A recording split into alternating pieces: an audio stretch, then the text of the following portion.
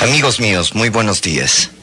Hoy vamos a hablar a continuar de aquello que recoge al ser humano. El viernes pasado hablamos del dolor del corazón en la mujer. Hoy vamos a hablar del dolor del corazón en el hombre.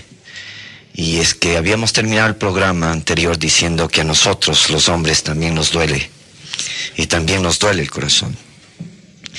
De alguna manera hoy día no vamos a meternos así muy de lleno en lo que es la sintomatología de ello, cómo se somatiza en nosotros el dolor del corazón. Vamos a buscar meternos un poquito más allá que los síndromes, que los síntomas.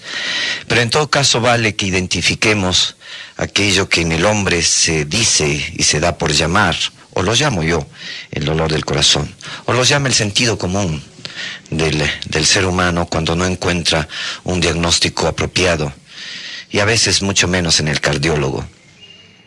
En todo caso, cuando el hombre se encuentra en etapas de sufrimiento, en etapas de tristeza, que algún momento había dicho que es el estado connatural contrario a la euforia en el juego filosófico de la semiología de la medicina tradicional china, la tristeza pertenece al canal energético del corazón, tanto como en el estado patológico pertenece la euforia. Y en realidad cuando el hombre está en estados de tristeza y está en estados de pesadumbre, puede, por la angustia que esto causa, llegar a somatizarse con un dolor aquí adentro.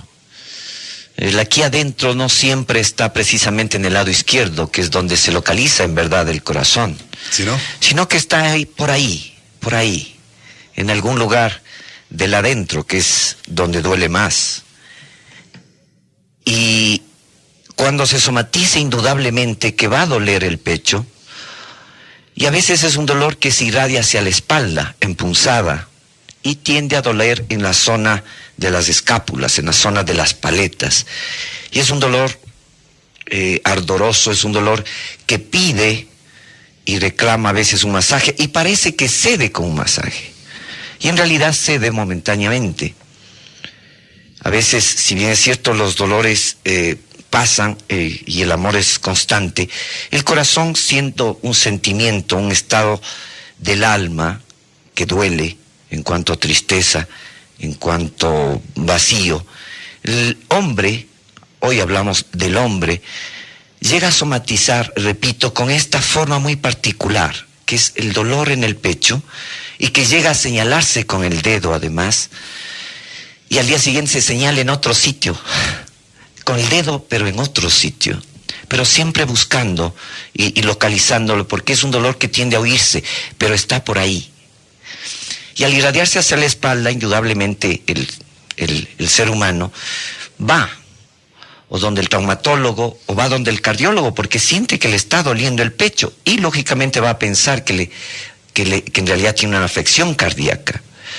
A veces este dolor se irradia tanto que se va hacia el brazo y se irradia por la zona interna del brazo hacia los dos últimos dedos, el anular y el último, el chiquito. ¿Cómo se llama el dedo, el último? ¿Esa es una pregunta para los oyentes o para mí? Para usted que está más cerca. En todo caso, cuando duele esto, el paciente va al meñique, el paciente va donde el cardiólogo indudablemente le hace un electrocardiograma, le hace un chequeo, le hace una toma de la presión arterial, y lógicamente no le encuentra nada, ni en la presión, ni en el electrocardiograma. Y lógicamente en unos casos le da unos tranquilizantes, en otros casos le manda donde el psicólogo, en otros casos le manda a la casa. ¿Es la susceptibilidad de la cotidianidad lo que motiva este tipo de dolores, de dolencias en el corazón? Mira, yo creo que al hombre como en la mujer, no sé si al hombre antes, ni de ahí vino Eva, yo creo que al hombre siempre de alguna manera le ha dolido el corazón. Y ahora más, en un mundo actual donde ya vamos a leer, ya vamos a reflexionar más luego lo que implica el hoy. El hoy en el hombre es un estado, le implica un estado de responsabilidad. Ya no solamente su mochila la que carga la mochila de su angustia, de su hogar, de la sociedad en la que vive, de la sociedad en la que tiene que hacerse el quite para que no le muerdan, una sociedad de canibalismos, una sociedad de canibalismos de consumo o de consumos canibalescos.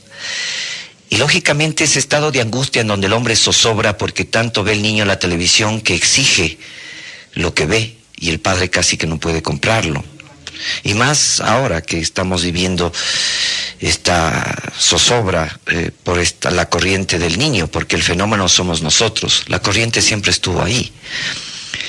Y eso lleva a que el hombre con una carga pesada indudablemente sienta tristeza en no poder satisfacer las necesidades básicas muchas veces de su familia, vea llorar a su hijo sin razón, porque sin que él haya participado de ese castigo que a veces la sociedad lo está generando. Pero sin contexto, ¿no? Exacto. Y lógicamente al hombre le lleva a ver así, a ver que su mujer se hace horrores por buscar, con lo poco que gana, tener al menos unas 2 comidas al día, o a veces una. Estamos hablando de todos, no estamos hablando de aquellos que usamos corbata, ¿no? Aunque hay algunos que usan corbata y también pasan lo mismo.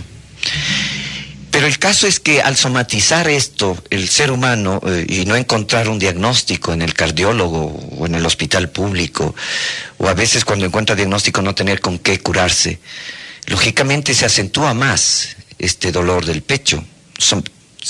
Digámoslo ahora con un nombre para ponerlo en el plano de somatización. El ser humano a veces, cuando encuentra el abrazo de una persona que a veces ni conoce, pero que siente que es un abrazo espontáneo, transparente, a veces con eso el individuo ya se cura del dolor de su corazón. Y se cura a veces por todo un día. Y el individuo, cuando ha sonreído después de un abrazo, resulta que sonríe a otro. Y al sonreír a otro sin esperar aquella sonrisa, resulta que ya le alegró a otro y ese alegra. Y así se podría de una manera hacer un tratamiento casi colectivo. Exacto. Pero ¿quién sobre abraza? La base de la emotividad. Sí, pero ¿quién abraza ahora espontáneamente? Me pregunto, ¿no? ¿O a quién le gusta recibir un abrazo espontáneo? A veces cree que cuando uno se acerca a dar un abrazo casi que lo consideran como una agresión. ¿Qué le pasa a este? ¿Verdad? Y no estamos así como muy listos a recibir afectos en primera instancia. O cuando lo recibimos lo tomamos muy mal.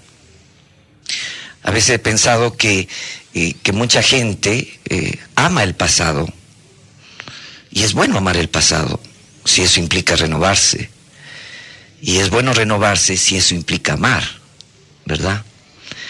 Y hay gente que se olvida eso, se olvida lo hermoso que tuvo en su pasado y solo considera y cree amar ese pasado. No el presente, ya no es así. Cuando si se ama el pasado, el caso ha sido, repito, renovarse. Y si renovarse y amando el pasado se está viviendo, pues qué rico, ¿no? Que se considere seguir amándose. Yo considero que en eso el tiempo de espera siempre va a ser un tiempo de conquista.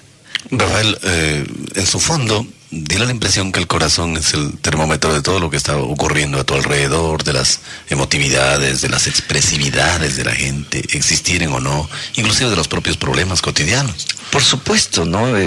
Mira, hace 3000 años, en un texto clásico de la medicina china, el Neijin Zhouwen, hay una parte donde cita que el maestro de corazón, que es un canal de energía que va desde el brazo, va por el brazo en la zona interna y asciende y llega hasta el punto donde se considera que está el elemento orgánico, anatómico del corazón. Lo consideraban que ese es el canal por donde se rumba en realidad la tristeza y por donde vuela la euforia. Cuando un individuo saca la lotería, le dan un infarto por la euforia que tiene de sacarse eso. Y es que acaso no estamos preparados para mantener ese grado de emociones. Y lógicamente cuando se nos muere alguien, o se ha muerto algo dentro de nosotros, indudablemente también nos invade un vacío que aflora a través de la lágrima, que es una de las ventanas del corazón. Entonces el ser humano está viviendo en esa cotidianidad. El problema es que no siempre lo vive realmente, lo acepta, se conjuga en ello. En uno de estos días una paciente le veía ya con unos ojos muy cristalinos y yo le pregunté si quería llorar. Y no llegó a contestarme porque lloró. Tan solo había esperado que alguien le permita abrir la puerta que ella necesitaba, por donde ella necesitaba salir. Y yo no necesité pincharle, no necesité hacer acupuntura. Tan solo esas palabras o tan solo ella, en ver ese gesto, esa actitud, le permitió sentir esa aguja que afloró en una lágrima, en un llanto. El llanto no siempre es malo, ¿no?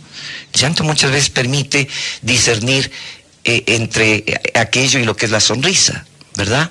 Le recordamos a nuestros amables oyentes que platicamos con el doctor Rafael Bonilla Cortés, primer médico acupunturista con masterado en la República de China, aquí en la red internacional NotiHoy precisamente por la salud y la vida. Rafael, tú hablabas de las ventanas que tiene el corazón, una de ellas la lágrima. ¿Hay otras? Sí, el sonreír, la generosidad, el perdonar, ¿no? Son ventanas por donde puede aflorar un amor, un corazón esteñido, ¿no? Porque hay corazones esteñidos. El ser humano muchas veces, amando, se llena de tal resentimiento, se llena de tal resentimiento, que por el resentimiento se olvida de amar. Y al olvidarse de amar, se olvida de perdonar. Entonces, claro, ¿cómo no le va a doler el corazón? ¿Cómo no le va a doler ahí adentro? ¿Cómo no va a estar con una carga de una mochila de piedras pesadas, como siempre he dicho, que le van a impedir volar, que le van a impedir crecer? Pero recogiéndonos aquello que a muchos pacientes, a muchos amigos y amigas que nos escuchan, le puede interesar. La persona que tiene este dolor de adentro y que siempre espera el diagnóstico, hoy ya pueden tener el diagnóstico y hoy pueden ya salir a caminar por ahí para ellos buscar por sí mismos tratarse. El dolor del corazón no necesita de médico, al menos para la receta. Necesita de un ser transparente al frente que lo pueda entender. Y a veces ese ser transparente puede ser uno mismo al mirarse al espejo, o lo estúpido que es, o lo vacío que es, o lo solo que no está. Porque yo considero que una de las cosas en las que el hombre puede llenarse de austeridad para crecer es en la soledad. La gente rechaza la soledad. Y yo considero que la soledad es una de las instancias más enriquecedoras en el hombre, porque le permite, no digamos encontrarse con uno mismo, como siempre se lo puede decir, sino le permite a uno autoestimarse, valorarse, llenarse de austeridad en ese encuentro, que le permita saber si él vale o no, antes de pensar de que uno pueda valer a otro ser humano. Yo creo que lo importante es saber si uno se vale hacia sí mismo, si uno realmente está llenándose y creciéndose en esa austeridad de ser uno en uno.